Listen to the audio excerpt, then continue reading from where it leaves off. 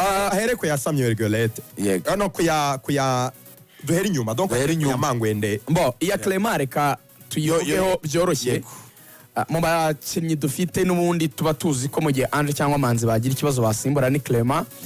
Clement mwese mushobora kubibona uburyo yitwaye muri no myaka ibiri by'umwihariko muri APRFC.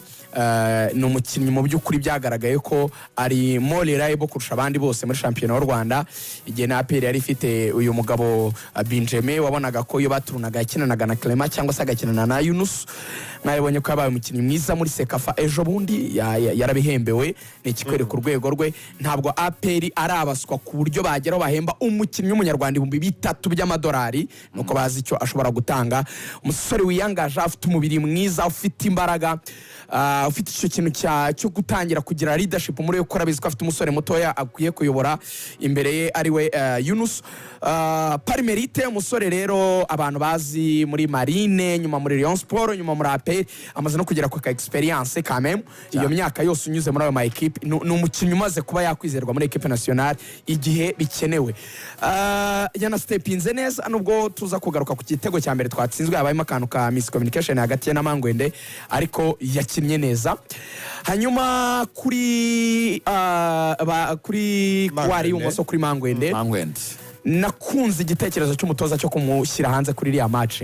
Icyambere match ebyiri zaherukaga iya Libya ni ya Nigeria Claude yazikoze neza. Ikindi Claude yari afite match nyinshi mu maguru ugereranyije na Mangwende. Ikindi Mangwende yari ataraba stable cyane yaramaze gukina match 3 aho yerekeje muri Chypre. Ikintu rero umutoza ubona yuko yakoze ni nacyo cyatumye tubona performance ya Mangwende benshi banavuga yuko ari we wabaye umukinnyi mwiza w'umukino ku ruhande rwacu kubera ko byamuhaye kubona ko umwanya we uri muri danger kuko afite umukinnyi ushobora kumutwara afite competition iyo competition rero niyo yamubyajemo icyo kintu cyo kubona Mangwende uduha ibyo ashobora kuduha mu buryo bwuzuye kurealiza his full potential kubera ko mwibuke Mangwende wo muri Farelab numwe mu bakinnyi twinubaga ko ataduha ibingana na niva kinaho kuri bati Mangwende neza Mangwende yaramaze imikino myinshi adatanga performance nkiriya mu era kuri match ya Zimbabwe uje kuri match ya South Africa niyo mukinnyi wavuga ngo twatsinze yego se South Africa ariko ntabwo yari hejuru kagira ngo ku rwego rwe cy'umunaniro wamubonanaga mukavuga ati kweri icyo kintu rero cyamuteye ubwoba bituma akora cyane kugira ngo byumve to breaking it down. Igitego twatsinze cya mbere Mangwende wo mu defenseur niwe wapasha umupira n'umutwe ari muri box turaza kubigarukaho tactically uko byari bimeze.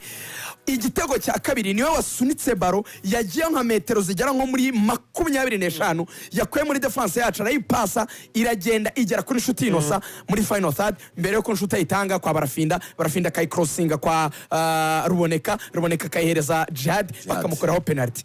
Donc tactically yari mwiza cyane ariko n'indeshyo ye tubigarukeho ku ikipe isanzwe itsindisha imitwe ya Benin koko nibeza kuri set pieces twagize iyo gabari cyo gihagararo hanyuma n'imbaraga ze ziri physique zagiye zidufasha cyane uburyo ya balanceaga ibyo bintu biri kugara ndetse no kwataka akabikora neza. Vraiment yarari ku rwego rwa nyuma rw'icyo akwifuza ku mukinnyi. Hanyuma kuri Galette ikintu cya mbere aduha niyo yasimburaga ku ruhande umutoza kubwira ko ari we mukinnyi dufite ushobora kuba hari akantu ukivuga ku modoka shock absorber shock absorber babyita cushion nango uburemere bwose bw'uko umukino umeze nimunshyiraho baro ndabipeza na amortisseur ubundi n'umukinnyi ufunga umupira akawutanga neza utuje ufite imibare mu by'ukuri myiza mu bijyanye na passing accuracy ariko zitari passe gusa kuko ibyo na Kevara bikoza izo bita progressive passes imipira sunika yijyana imbere none akajyana ikintu cyo guswitchinga umukino ari cyo playmaker cyangwa nimero 10 akora ko Kevara distribuwa ariko ugategereza creativity ntuyibone cyane. So this one afite kuntu we yafungaga umupira agakora icyo bita outer crossing kucenga agapira akanyujije inyuma cyangwa se kwa kundi wipasa baro ni fenti inyuma agaswitchinga akakora iburyo agahita ujyana imoso mu buryo buryoshye cyane byagiye bidufasha kwataka iyi kipe ya Benin ukabona try pressinga cyane turacyari ku Amavubi ku munsi w'ejo. Ikintu cyadufashije kurusha ibindi ntigikemura ibibazo dufite ntikinakuraho ibibazo dufite rero naringiye ntikinatubuza kwibwiza nicyo twagakwiriye kuganira tubuza kwibwiza nicyo ukuri tugomba kuganira nicyo abanyarwanda bakeneye kumva icyo nakunda iyo mutoza rero yego uyu mutoza mu bintu bike mukundira ni umunyakuri ni umutoza w'umunyakuri ari honete ari wise twagiye tugira abatoza siritu nk'abanyarwanda abatoza b'abanyarwanda ni abatoza kubera guhangayikishwa nuko bagize icyo bavuga babura akazi kabo bakaba stranded. Twagiye tubona abatoza ikipe y'igihugu ava muri ikipe y'igihugu akabura indi club inamufata. Gutinya kubura akazi bituma rimwe na rimwe batagaragaza n'ikibazo gihari. Ikintu uyu mutoza afite kiruta ibindi ukuri. Umutoza akubwiza ukuri akakubwira ngo tubwizanye ukuri, ntabwo dufite abakinnyi bari world class. Murabazi aho bakina murahazi, abatanakina murabazi, urwego rwacu twisobanukirwe ntabwo turi ekipe ikomeye. Ariko kuko umupira w'amaguru ibihato biri muri groupe imyanya tuzi turwaye y'imbere turayikubwira ngo ariko umupira w'amaguru kuko ari umupira w'amaguru hari manevre nakora nkubaka ngapfundikanya tugatsinda match.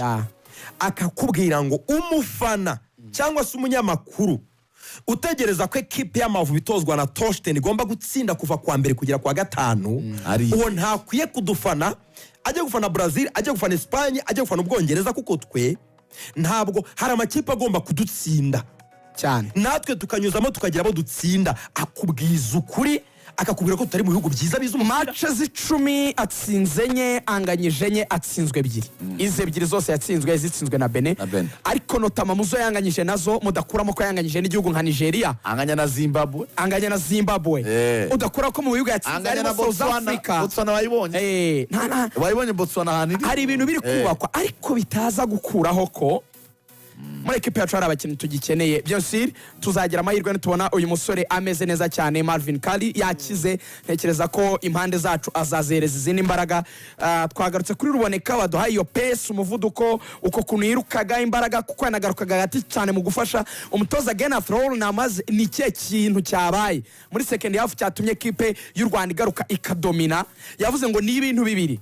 Icyambere yavuze ngo mufite ekipe iri très agressive, donc twabageragaho. Niba wumva ko twari dufite Casemiro, dufite Jihad, kongeramo Ruboneka hari indi extra energy, izindi imbaraga yongereyemo muri mediane, kuko burya ntabwo ahezaga uruhande. Iyo mvuga hybrid wing akina ku ruhande ariko agarukamo hagati, byatumye ngo batabasha kuzajya abona uko bagumana umupira ngo bajye kurema bwa buryo bwabo. Kandi akanavuga ko burya ngo n'ikibuga wenda ngo nticyabakundiye gukora ayo mapase, ariko muri rusange 100%. N'umutoza wacu yabivuze ikibuga cyatumaga pase agenda ni ikibuga kitameze neza. Niyo mpamvu nyine bashaka kugira ngo bashyire mu bwatsi bwiza ntabwo ari threat kuri adversaire gusa byatugoye. So ukumva ko rero icyo kintu cyo aggressivity cyo kutabaho guhumeka cyanatumye tubasunikira gusubira inyuma bose bakajya mu kibuga cyabo second half hafi ya yose. None twe tugaca umurongo, ugiye ureba aba defenseur bacu batangiraga imipira bari mu kibuga cya Benin, bibasha kurema ibitego twabonye. Yes, ariko niba tuvuga ko Marvin karashaka kuzadufasha, nabonye andi makuru meza ashimishije abanyarwanda baryoherwa nayo. Umusore witwa Noam Emeran. Noam Emeran ni wa mwana ukina nk'umuforward wanyuze muri Man United. Yego. Umuhungu wa Emeran umuhungu wa Fritz Emeran. Yego. Uyu Noam Emeran yavutse 2002, bisobanuye ko bafite imyaka 22, urumva ko areze. Yitwa Noam Fritz Emeran, ageze igihe cyo gukina. Uyu mwana akinira equipe ya Groningen. Groningen ni ikipe yo mu cyiciro cya mbere mu gihugu cy'Ubuholandi. Uyu n'umwana wakiniye Ubufaransa muri under 16 mu buto bwe, ariko kugeza ubu ngubu nta yindi kipe y'igihugu arongera gukinira. Bisobanuye ko ni imari ishyushye iri aho ngaho, mu by'ukuri ni hot cake. Ufite ubushobozi bwo kumwemeza ko akwiye kuza gukinira u Rwanda. Umuntu wagiye bibloka ni papa we, kubera uburyo hari ibibazo byabaye by'abakatauti na papa we n'abandi bambuwe ibyangombwa byabo by'ubunyarwanda. Murabizi ibyo bihe byabaye. No muwinga Emeran akina ku mwanya wa Barafinda. Sinzi impamvu turi kubona winga ariko kubona umwataka ava centre kigorana. Izakomeza nyine gusaba ko bashaka aba centre ga Lorenzo, urabizi mu winga mwiza ni atsinda ibitego. Emeran yagufasha ufite na Marvin Karari beza bombi twatwaye aba George ku munsi wabo mwiza yagufasha. Now amakuru hari rero Lorenzo agiye kuda players rating amaherutse mu Rwanda. Reka ubwo muvuge abantu bagize performance nziza, performance remarkable cyane cyane ya Mangwende, ariko ni ya Jihad. Natujyane no muri dressing room byabaye nyuma performance. Ongeraho umunota umwe gusa kuko niwongeye gutanga umwe wonyene wo kugira gute wo kuvuga amahirwe y'u Rwanda na yahe muri ritsinda. Icyo rero yakoze SG wa Ferwafa yabinyibwiriye. Mama w'uyu mwana witwa Noah Emeran aherutse mu Rwanda, barahuye basangira inshuro ebyiri. Mama aravuga ngo nge ndi pour ishyigikiye ko umwana aza gukinira u Rwanda, atari ko papa we ntabwo yishimiye uko yabaye treated ari mu Mavubi, kimwe na generation ye kinaga kuri kabiri. Ati rero mu muganirize icyo gihe yari ari mu Mavubi Emeran, SG wa Ferwafa dufite ubu yari SG wa APR. So urumva ko yego bari baziranye bitari cyane. So yafashe telefone aramwihamagarira, aramuganiriza, aramusobanurira, amubwira uburyo twahindutse and duhinduka for good. Amubwira uburyo umwana wazafatwa neza cyane, azitabwaho. Amwereka uburyo ikipe yacu iri kugenda izamuka ikura. Aramubwira ngo ndakumvise kandi ndabikonsidera, ndabiha agaciro kabyo. Baganire kuri telefone, ntibirarangira ngo umwana aze, ariko biri mu nzira nziza cyane dushaka kugira amahirwe yo kwiyongeramo kalite tutari dufite imbere.